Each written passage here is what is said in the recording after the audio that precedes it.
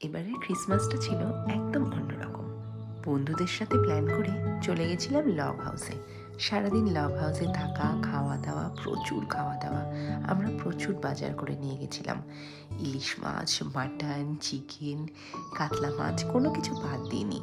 প্রচুর খাওয়া দাওয়া করেছি, আড্ডা, গেমস, বাচ্চাদের সাথে খেলা, সব কিছু মিলিয়ে লগ হাউসে দারুণ সময় কাটিয়েছি।